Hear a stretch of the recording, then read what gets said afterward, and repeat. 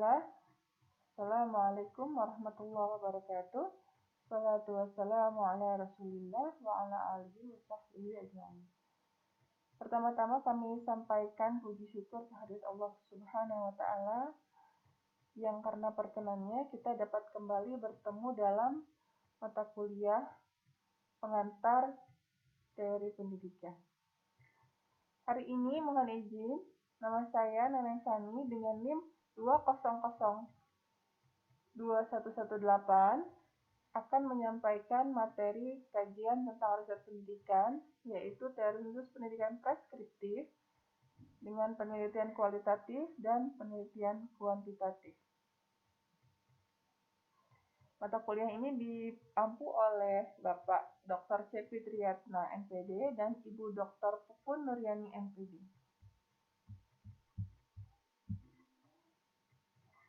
Kajian riset pendidikan terdiri dari penelitian kualitatif, fenomenologis, etnografis, dan antropologis.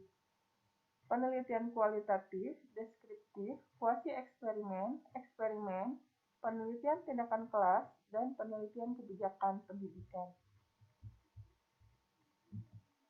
Penelitian kualitatif, Lincoln dan Guba dalam Naturalistic Inquiry menyerahkan bahwa pendekatan penelitian kualitatif ada 3. Pertama, secara ontologis, penelitian kualitatif ditandai oleh fakta bahwa peneliti mengkonstruk atau membangun realitas yang dia lihat.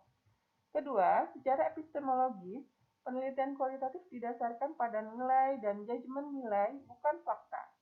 Ketiga, penelitian kualitatif bersifat empiris dan ilmiah sebagaimana penelitian kuantitatif, meskipun dasar-dasar filosofis penelitian kualitatif baik secara ontologis maupun epistemologis dipandu oleh judgement nilai yang subjektif. Penelitian fenomenologis. Alfred Schultz adalah tokoh fenomenologi yang merupakan ahli yang menonjol. Ia sangat tertarik untuk memahami makna subjektif, yaitu melihat bahwa orang selalu melakukan tindakan dan sekaligus memberikan reaksi atas tindakan orang lain. Juga melihat bahwa pengetahuan yang dimiliki diperoleh karena adanya peranan indera. Aksioma dasar fenomenologi adalah kenyataan dalam diri manusia, baik sebagai individu maupun sekelompok, selalu bersifat majemuk atau ganda yang tersusun secara kompleks. Hubungan antara peneliti dan subjek inquiry saling mempengaruhi keduanya dan sulit dipisahkan. Lebih pada kasus-kasus, bukan untuk mengeneralisasi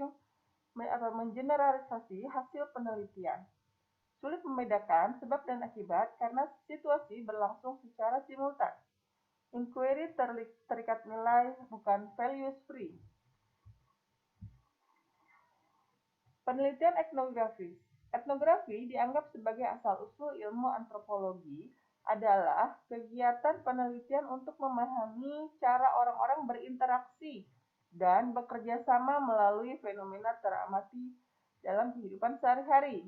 Metode riset yang menggunakan observasi langsung terhadap kegiatan manusia dalam konteks sosial dan budaya sehari-hari. Etnografi berusaha mengetahui kekuatan-kekuatan apa saja yang membuat manusia melakukan sesuatu. Para etnografer ini akan tertarik bila melihat seseorang yang mengatakan suka makanan sehat, namun memesan secangkir ice blend kopi dengan krim yang berlimpah. Penelitian kualitatif antropologi. Secara terminologi, antropologi diartikan sebagai ilmu tentang manusia, khususnya tentang asal-usul, aneka warna bentuk fisik, adat istiadat, dan kepercayaannya pada masa lampau. Edward Taylor mendefinisikan antropologi sebagai hasil perilaku yang pada gilirannya mengakumulasikan dan mentransmisikan pengetahuannya. Oleh karena kemampuannya yang khusus manusia itu, maka ia dapat menyusun kembali lingkungan alamiahnya. Penelitian kuantitatif.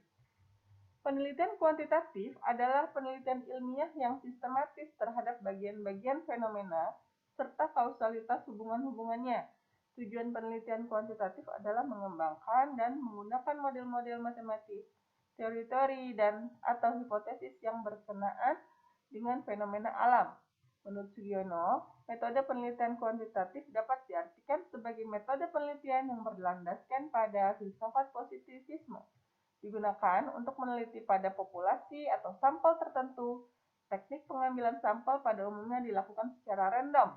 Pengumpulan data menggunakan instrumen penelitian, analisis data bersifat kuantitatif, statistik, dengan tujuan untuk menguji hipotesis yang telah ditetapkan. Penelitian kuantitatif deskriptif. Penelitian deskriptif adalah penelitian yang dilakukan dengan tujuan utama untuk memberikan gambaran atau deskripsi pada suatu keadaan secara objektif. Desain penelitian ini digunakan untuk memecahkan atau menjawab masalah yang sedang dihadapi pada situasi sekarang. Tujuan penelitian deskriptif adalah menggambarkan karakteristik atau perilaku suatu populasi dengan cara yang sistematis dan akurat. Biasanya, penelitian deskriptif tidak didesain untuk menguji hipotesis, tetapi lebih pada upaya menyediakan informasi seputar karakter fisik, sosial, perilaku, ekonomi, atau psikologi dari sekelompok orang. Penelitian kuasi-eksperimen. Kuasi-eksperimen merupakan eksperimen yang penempatan unit terkecil eksperimen ke dalam kelompok eksperimen dan kontrol tidak dilakukan dengan acak. Unit terkecil dalam eksperimen psikologi biasanya adalah individu atau seseorang, misalnya siswa atau mahasiswa di dalam setting pendidikan, pasien di setting rumah sakit, klien di klinik psikologi, ataupun karyawan di setting industri. Eksperimen kuasi merupakan pengembangan dari true experiment design yang sulit dilaksanakan. Mempunyai kelompok kontrol, tetapi tidak dapat berfungsi sepenuhnya untuk mengontrol variabel-variabel luar yang mempengaruhi pelaksanaan eksperimen. Berikutnya adalah penelitian kuantitatif eksperimen. Hakikat penelitian eksperimen atau eksperimen research adalah meneliti pengaruh perlakuan terhadap perilaku yang timbul sebagai akibat perlakuan. Menurut Hadi, penelitian eksperimen adalah penelitian yang dilakukan untuk mengetahui akibat yang ditimbulkan dari suatu perlakuan yang diberikan secara sengaja oleh peneliti. Latih pun juga mengemukakan bahwa penelitian eksperimen merupakan penelitian yang dilakukan dengan melakukan manipulasi yang bertujuan untuk mengetahui akibat manipulasi terhadap perilaku individu yang diamati. Berikutnya adalah penelitian tindakan kelas atau PTK. PTK dilakukan dengan diawali oleh suatu kajian terhadap masalah secara sistematis. Hal kajian ini kemudian dijadikan dasar untuk mengatasi masalah tersebut. Dalam proses pelaksanaan, rencana yang telah disusun kemudian dilakukan suatu observasi dan evaluasi yang dipakai sebagai masukan untuk melakukan refleksi atas apa yang terjadi pada tahap pelaksanaan. Hasil dari proses refleksi ini kemudian melandasi upaya perbaikan dan penyempurnaan rencana tindakan berikutnya. Berikutnya adalah perbedaan kualitatif dan kuantitatif. Secara karakteristik dibedakan menjadi jenis data, analisis, cakupan penelitian, keunggulan, dan kelemahan kedua penelitian ini. Dalam jenis data, penelitian kuantitatif memiliki fenomena yang digambarkan secara numerik, sedangkan penelitian kualitatif fenomena digambarkan secara naratif atau tekstual.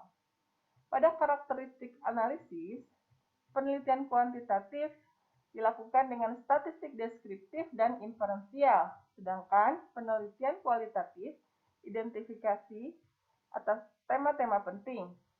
Kemudian cakupan penelitiannya, penelitian kuantitatif itu hipotesis atau pertanyaan yang spesifik, sedangkan pada kualitatif perhatian atas tema dan sifatnya luas. Keunggulannya, pada kuantitatif, besar sampel dan validitas statistik secara akurat merefleksikan populasi. Sedangkan pada kualitatif, penggambaran sampel secara naratif, dalam, dan kaya. Sedangkan kelemahannya, kuantitatif pemahaman superficial atas pemikiran dan perasaan partisipan. Sedangkan kualitatif, sampel kecil tidak bisa digeneralisasi pada populasi. Kesimpulan, dalam metode penelitian kuantitatif, masalah yang diteliti lebih umum, memiliki wilayah yang luas, tingkat variasi yang kompleks. Penelitian kuantitatif lebih sistematis, terencana, terstruktur, jelas dari awal hingga akhir. Pendekatan kualitatif adalah proses penelitian dan pemahaman yang berdasarkan pada metodologi yang menyelidiki suatu fenomena sosial dan masalah manusia. Prosedur penelitian yang menghasilkan data deskriptif berupa kata-kata tertulis atau lisan dari orang-orang yang diamati dan perilaku yang diamati. Penelitian kualitatif dilakukan pada kondisi alamiah dan bersifat penemuan. Dalam penelitian kualitatif, peneliti adalah instrumen yang pokok. Demikian paparan dari kami. Mohon maaf jika ada masih banyak ditemukan kekurangan. Silahkan memberikan tanggapan, saran, dan komentarnya di kolom komentar di bawah ini. Terima kasih. Assalamualaikum warahmatullahi wabarakatuh.